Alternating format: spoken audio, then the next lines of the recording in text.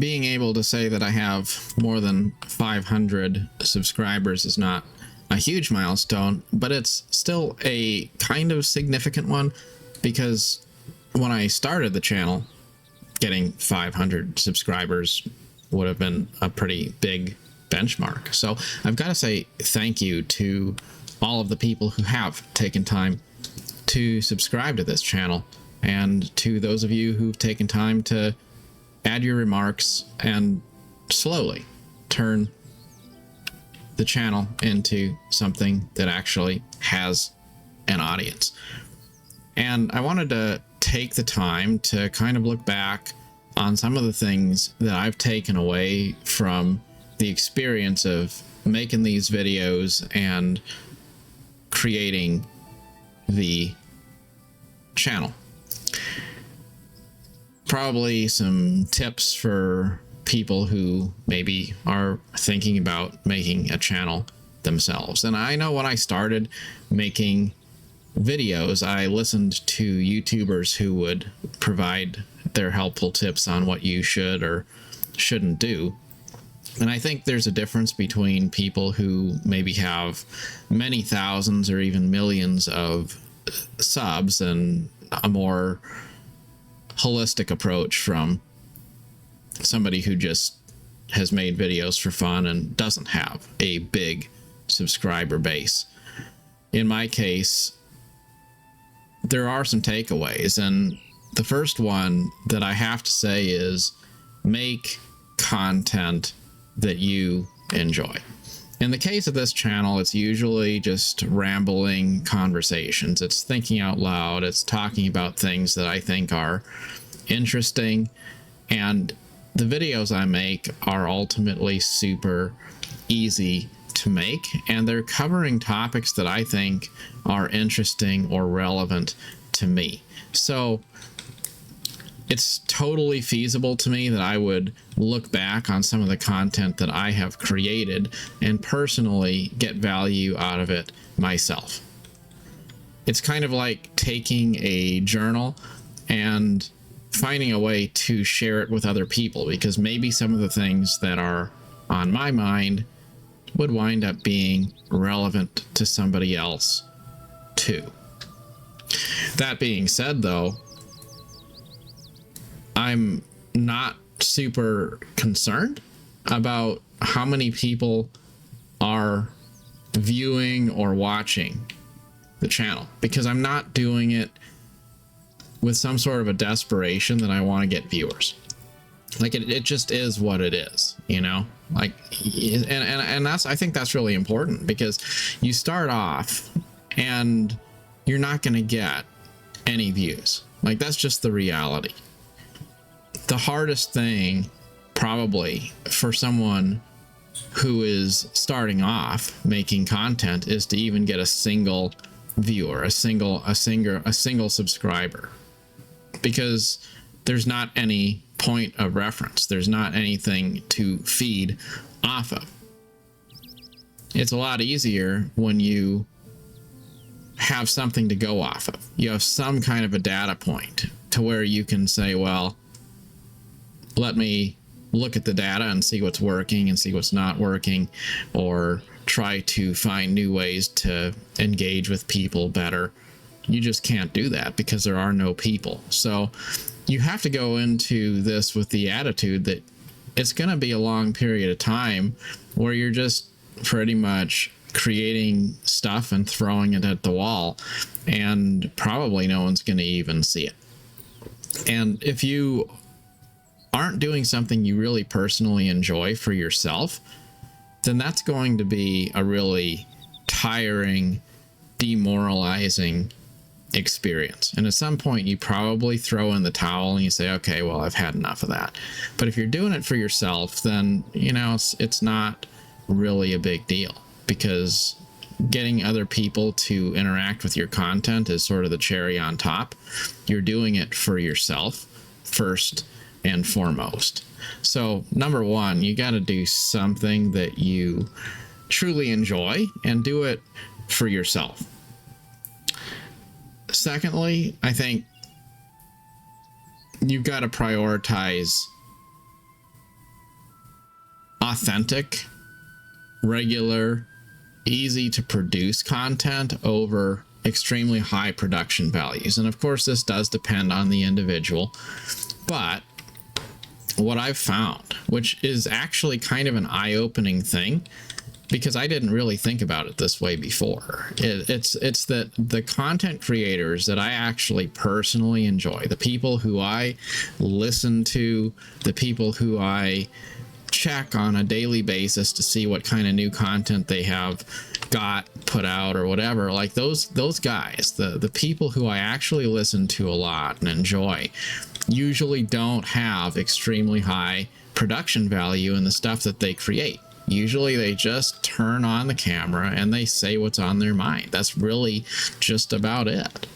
And then there's other people who produce really good content, high quality videos, and you look at it and you think, wow, that's a very good video that you've put out there.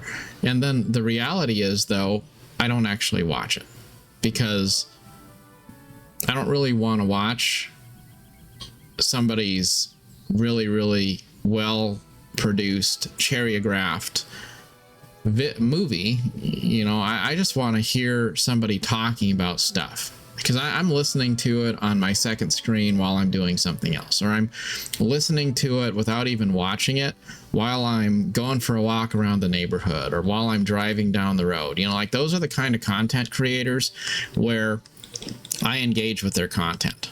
You know, to name a few, Zeppla is a streamer for Final Fantasy 14. You know, I got into her channel because I liked her.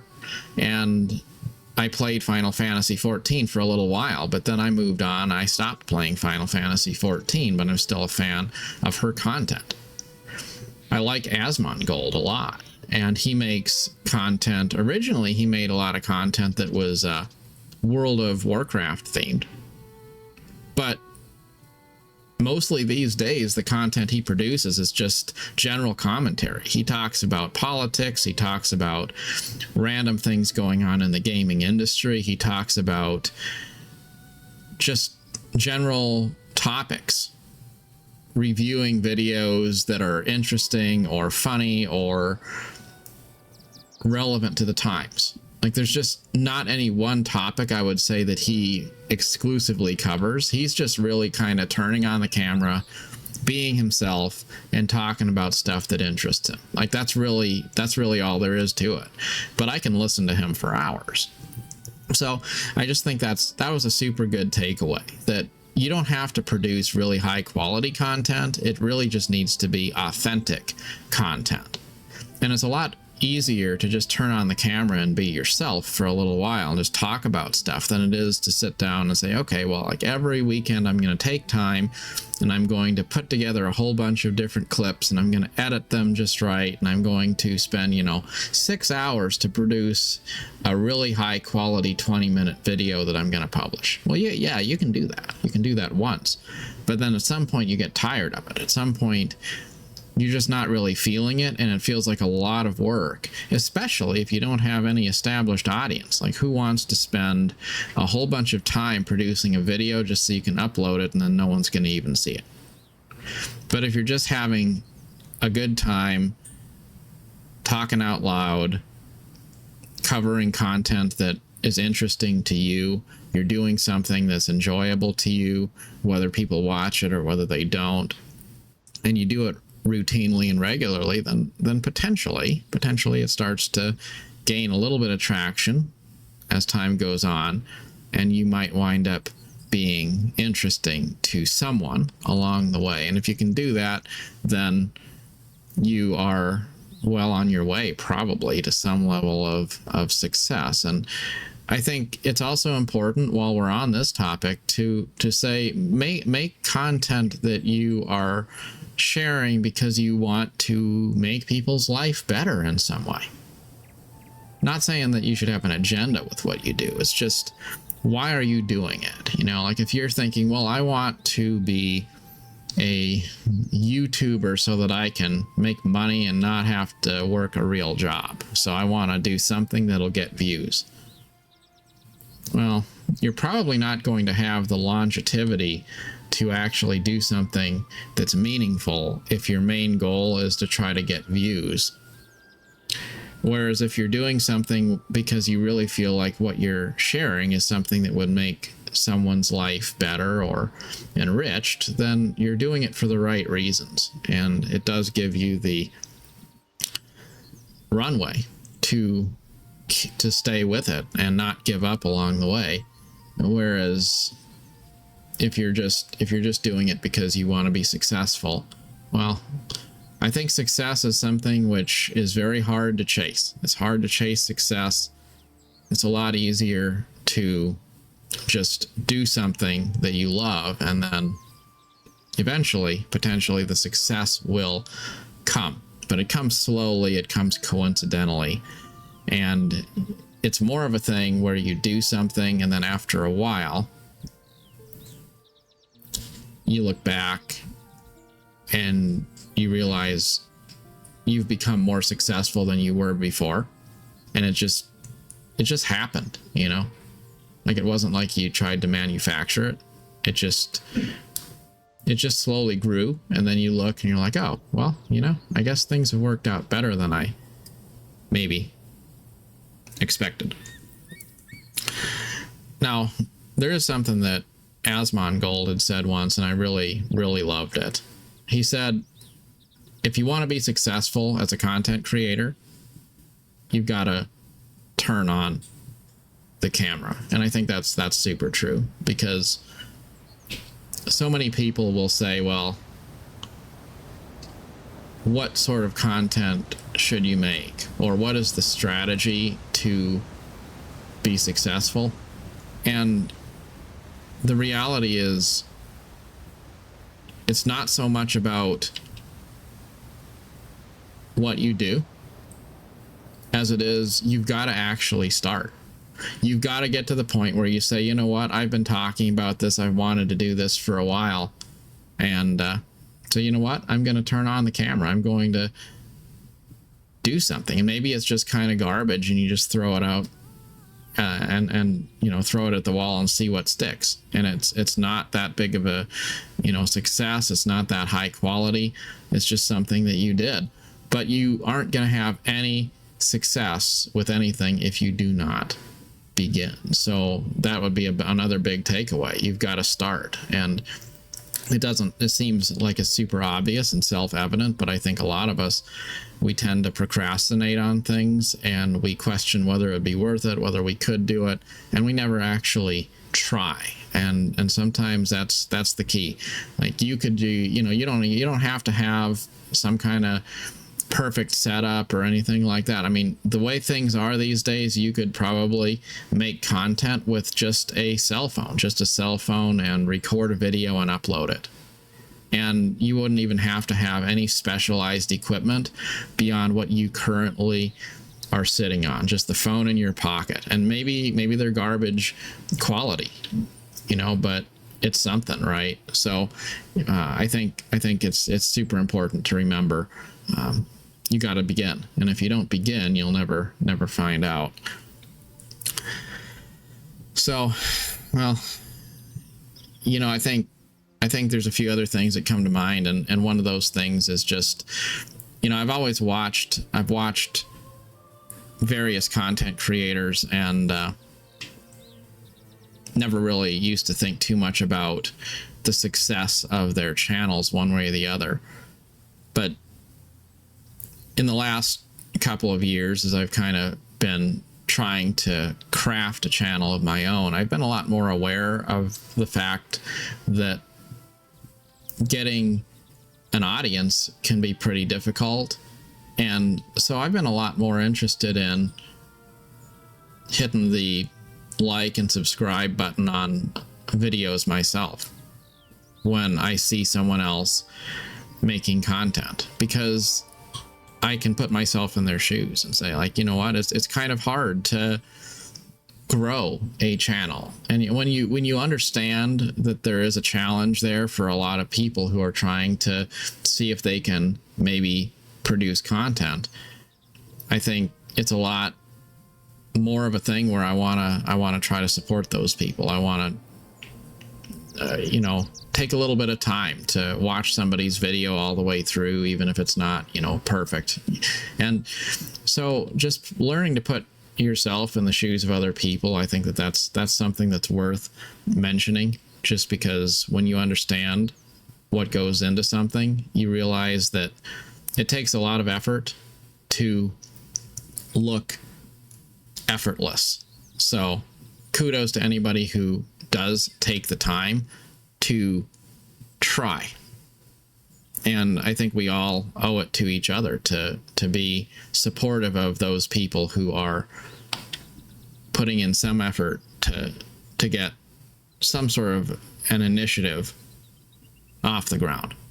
I also want to say, you know, a shout out to all of those content creators who have made my day better, made my life better by being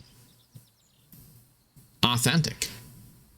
It's, you know, a video game content creator that makes a heartfelt video about how to cope with abusive relationships. It's those kinds of things. Well, like you come to watch a video about Final Fantasy 14 or some other video game, and then you wind up hearing somebody actually talking about their own real life. And like, those are the kinds of things that I remember.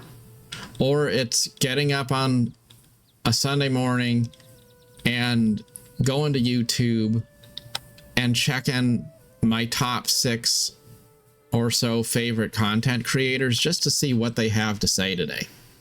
And when I feel like I'm a little bit alone, it's just so nice to feel like I can be part of a sort of a conversational environment on my own terms. And I think that that's something that's huge. It's huge, and it's one reason why YouTube is so enjoyed by so many of us, because no matter who you are, there's content that is interesting to you, and when you find people who you can just tune in and listen to, then you feel a little bit less alone. You feel more connected to something other than your own little world, and it broadens your perspective, and it gets you kind of to think outside the bubble. And it's just good for your mental health, I think, to have a few people that you follow and you enjoy hearing them. And I'll tell you, there's many times for the content creators that I follow, I don't even care what they're talking about. Like, I just listen to them because I like to hear what they have to say, and I think that they are interesting characters themselves. And that's really what it boils down to. And I know I've heard other content creators even say this themselves. Like, when you make a game channel, the truth is at some point you run out of content because it's just a computer game, right? Like, there's only so much to talk about. And I think there are people, they get to the point where they have covered everything there is to cover in the game, and then it gets stale, and they're thinking, well shoot, like, what else is there really to talk about? Like, I've already talked about pretty much everything in the game. And then they branch out, and that's where you can tell the very successful people from the ones that aren't, because they're people who have, basically, it's their personality, it's their whole self that they're bringing to the table, not just that they're making content for one specific video game. Because that, if you're just making content for one game and that's all there is to your agenda, then at some point maybe you run out of things to discuss because there's only so much content you can get out of one game. Or you've developed a following of people who expect you to discuss that one game, and when you don't really feel it anymore, then what do? You lose your viewer base because they came to watch content about that one game, and then when you get tired of it and you want to branch out, then you lose them along the way because they just, aren't interested. So that's kind of, I guess that's kind of maybe maybe about it. But I just definitely think it's a big thing to do things that are trying to add value to people's lives. And I guess my final thing would just be to listen to your audience and pick one theme. So like I was just talking about, you know, don't limit yourself to maybe like one game that's the entire identity of the channel. Like make it about who you are, not just one specific thing. But I also think there's something to be said for when you do start to have a group of people who maybe are subscribers, you got to ask yourself what works and what doesn't. And so like this channel is usually just kind of general commentary, and it's always from the perspective of casually hanging out in an MMO, and I've pretty much settled on ESO being that MMO in this game. I'm not saying, and in this channel, I'm not saying that I'm tied down to it like I might play some other MMO or some other RPG on here. I just like I like playing ESO because it's really easy to just kind of run around and gather materials and enjoy the landscapes while I'm talking about something else. So it's just seemed like it works pretty well compared to maybe various other games I could play. Some games, like, you have to focus on what you're doing, so it's hard to just talk about general content when you're playing because you're focusing on the game instead of what you're talking about. And ESO just feels like it just flows pretty well from that perspective. And it's also something I enjoy. Like, I legitimately enjoy getting in ESO and gathering mats and selling them and stuff. So I'm able to make the channel while also getting in my random gathering and farming time at the same time. So it works out pretty well. Doesn't feel like there's really any burden on my time to produce content because I'm just sitting down and playing a game I enjoy and talking about something while I'm doing it. Kind of no different, I guess, than if you know, if we were friends and we're just sitting around playing games casually together, then we could just sit and chill and talk about stuff. And that's kind of the vibe I try to go for here. But anyways, I think that's about it. You gotta pick a theme though. Do something that is able to give you a sense of identity so that it's consistent all the time. Like if I was going to make a videos about general gameplay in another genre, like I just don't know that would necessarily be useful to this channel, because it's really jarring if some videos are like me just talking about random life topics and then there's a video of how to build a good city and Cities Skylines 2 or something like that. Like there, what is the connection there? There just isn't one. So I do think it's important to be authentic and true to yourself so that you're producing content you enjoy, but also be aware of like, well, what works, what doesn't. And if you do start to have some analytical data there, then pay some attention to like what does get views and what doesn't. And if people don't seem to enjoy a certain type of content, don't try to force that on them. Be attentive to what people enjoy, but always do things that you enjoy. I'll close with a story about training a monkey to ride a skateboard. And I remember reading this in a book somewhere. Somebody said, if you wanted to train a monkey how to ride a skateboard, how would you go about doing that?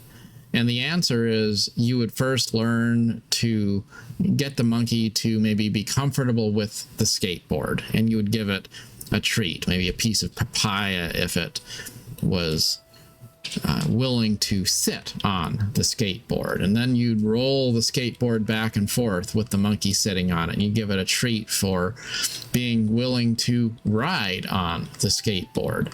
And it would be all these little steps, but learning to train the monkey how to ride a skateboard would not be something where you just go out and do it this afternoon. it would be a lot of small steps.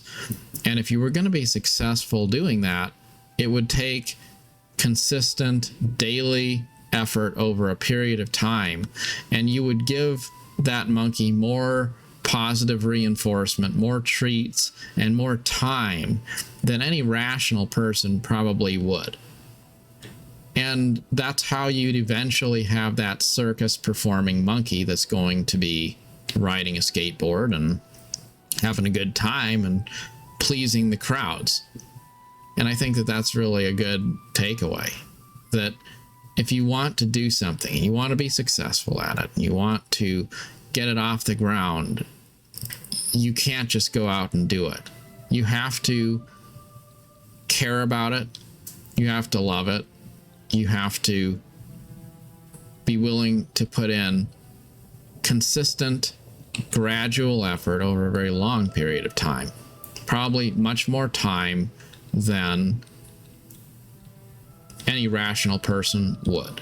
And after most people would have given up on the idea of it, then maybe you're still consistently putting in the effort.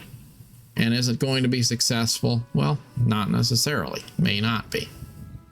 But it's really about having a very long runway, doing things you enjoy, and also being mindful that the purpose for what you're doing should ultimately be to share something that is meaningful, that's uplifting to other people. And if you're making content that is designed to be a positive for other people, you're trying to be a contributor, you're trying to do things that are going to make other people feel valued, and you're coming from the right place, I think that authenticity winds up meaning a lot and producing a lot of results, where if you're authentic, you can probably get away with having a lot simpler content, a lot lower production value, because people value authenticity, and it's very rare to find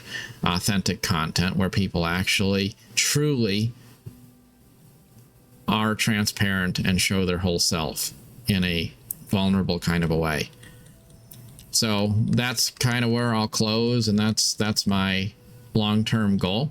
My goal is to be more authentic as time goes on, find ways to share experiences in my life and perspectives and things that maybe they are a little bit sensitive topics to talk about. Maybe they are things that reveal a little bit more about myself sometimes than I'm comfortable with. And I think that that's super healthy, and that's important, because we're all trying to make our way through life, to slowly grind our way from zero to something above zero. And it's all those little steps along the way. But sometimes we get stuck in our own little echo chamber, and we don't have perspective, because all we have to go off of is our own thoughts. And your thoughts can kind of become toxic after a while if you don't have fresh ideas to interject, to add flavor and perspective. And I think that's a big reason why it's great to listen to other people and to get their perspectives, because none of us can be all that we're meant to be if we are an island.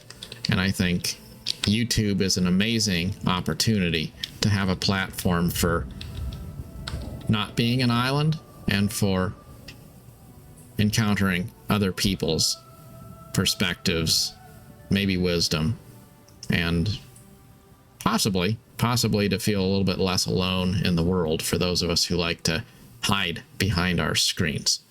In any case, always thank you for watching. Thank you for subscribing. Love to see your comments, and till next time, best of luck on your adventure. Thanks a lot.